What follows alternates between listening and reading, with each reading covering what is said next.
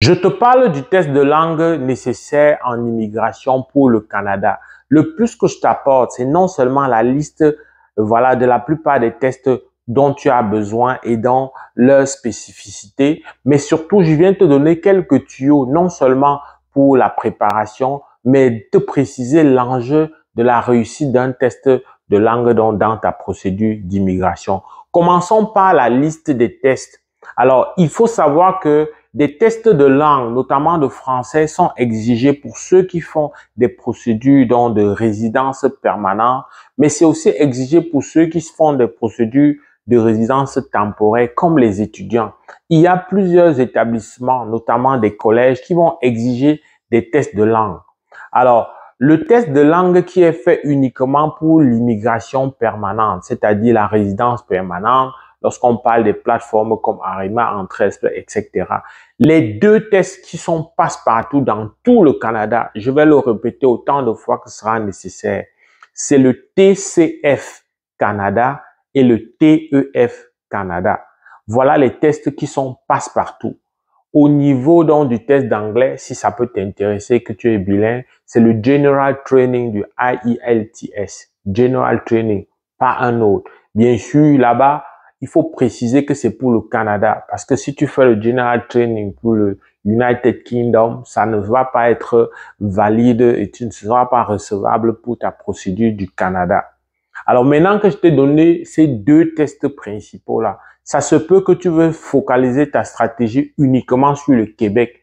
Et donc, à ce moment-là, il y a quand même une bonne nouvelle. Tu peux contourner dans les délais d'attente qui sont en cours présentement dans les instituts français en Afrique en allant faire des tests comme le TCF Québec, des tests comme le DALF C2, le test comme le DELF. Ça, ce sont des tests de langue qui sont aussi acceptés pour les procédures d'immigration permanente, mais qui ne sont valables qu'au Québec. L'avantage avec ces tests, c'est que ça coûte vraiment moins cher, notamment le DALF C2 par exemple, relativement aux autres tests qui sont comme acceptés dans tout le territoire du Canada. C'est moins cher et on peut vite avoir une place là-dessus. Mais attention, il faut être sûr que, voilà, soit on a de l'argent pour payer ce test, sachant que si ça ne marche pas, on pourra refaire l'autre test. Il s'agit vraiment l'enjeu est grand. Si tu es convaincu, si après analyse de profil, tu es convaincu que tu as une carte à jouer pour ta résidence permanente, ne te gêne pas d'un point de vue stratégique. Si tu n'as pas une place tout de suite dans les tests qui sont acceptés partout, ne te gêne pas de prendre un test qui est valable pour le Québec, sachant que quand une place va s'ouvrir pour l'autre test, tu pourras aussi la saisir. Ça se peut qu'entre-temps, même tu aies déjà peut-être été tiré, que tu aies déjà été invité par le Québec. À ce moment, tu auras gagné. Beaucoup de gens qui ont reçu ce conseil de nous ont beaucoup dit merci parce qu'ils ont gagné en argent, ils ont gagné surtout en temps. Mais c'est sûr que dans certains cas, ça peut être plus stratégique d'envisager déjà, et si on n'a pas beaucoup d'argent, d'attendre le test qui est passe-partout pour, voilà, immigrer, espérer aussi faire entrée express. Attention, tout le monde parle beaucoup d'entrée express, mais il y a beaucoup d'exigences qui viennent avec entrée express. Entrée express, les niveaux linguistiques qui sont attendus sont relativement plus élevés. Les attentes sont plus élevées.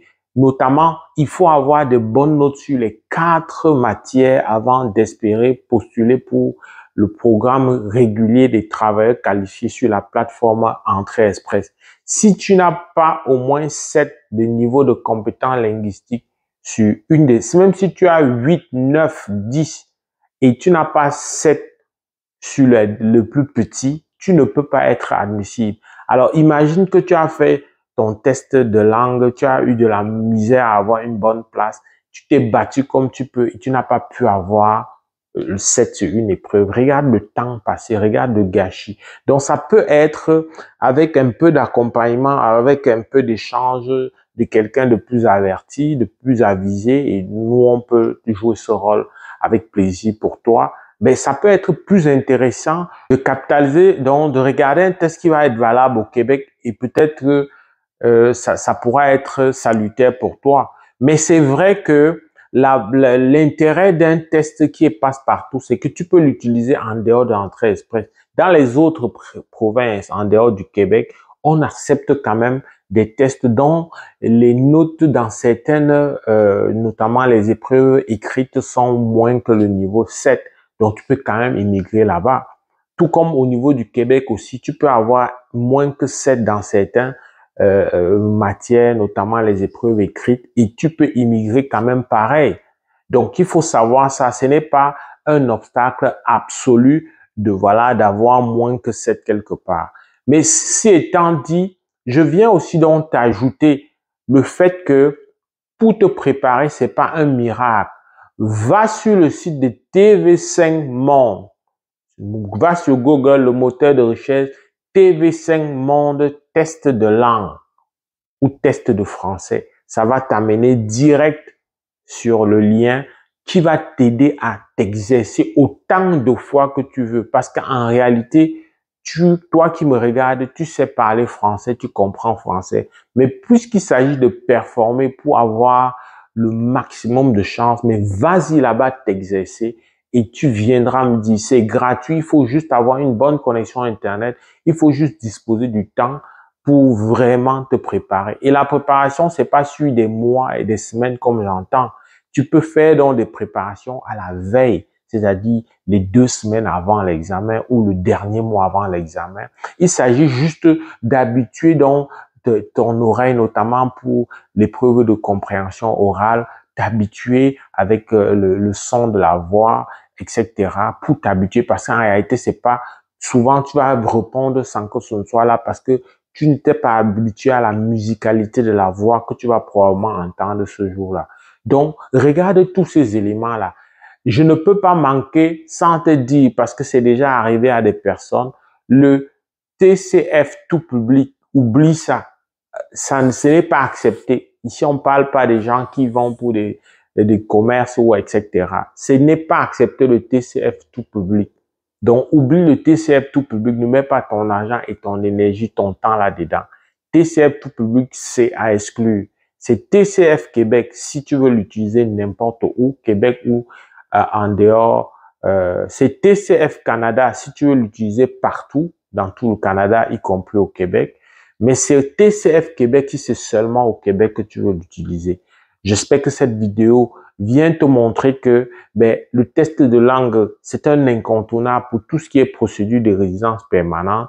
Et je ne t'apprends pas que la procédure de résidence permanente, c'est ce qu'il y a de plus économique. C'est ce qu'il y a de plus intéressant sur le plan non financier et puis même sur le plan de la stabilité morale. Le fait de, sur le plan psychologique, le fait de savoir que tu entres dans l'avion avec un visa de résident permanent, il n'y a rien qui vaut ça. Parce que quand tu viens comme étudiant, comme travailleur étranger, c'est une voie de contournement qui te laisse toujours en situation de résident temporaire et ce n'est jamais la même chose que celui qui vient directement. Quand tu viens directement comme résident permanent, ça veut dire que tu travailles, tu peux décider d'aller aux études, tu vas payer les mêmes montants, tu vas payer les droits comme un Canadien, on va même t'aider en te finançant tes études. Il y a tellement d'avantages. Tu peux choisir de changer de carrière, etc., etc. Donc, il n'y a pas match.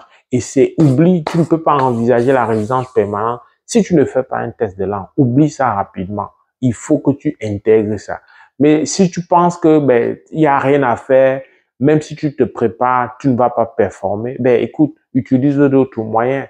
Peut-être que la procédure de regroupement familial va être ce qui va avec toi. Peut-être le fait d'être conjoint dans une procédure, c'est peut-être finalement ce qui va t'aider. En tout cas, je voulais te faire une mise à jour donc sur ce qui est le test ce qui est du test de langue et te montrer donc comment pouvoir l'utiliser et quel est l'enjeu du test dans ta procédure d'immigration. J'espère que cette vidéo va t'aider. Si tu l'as aimé, like, partage pour faire savoir au plus grand nombre. Abonne-toi si tu es nouvellement arrivé sur cet espace. Mon nom est Valérie Jules Camdem. Avec beaucoup de plaisir, je vais te retrouver dans le cadre d'une prochaine vidéo. Porte-toi bien.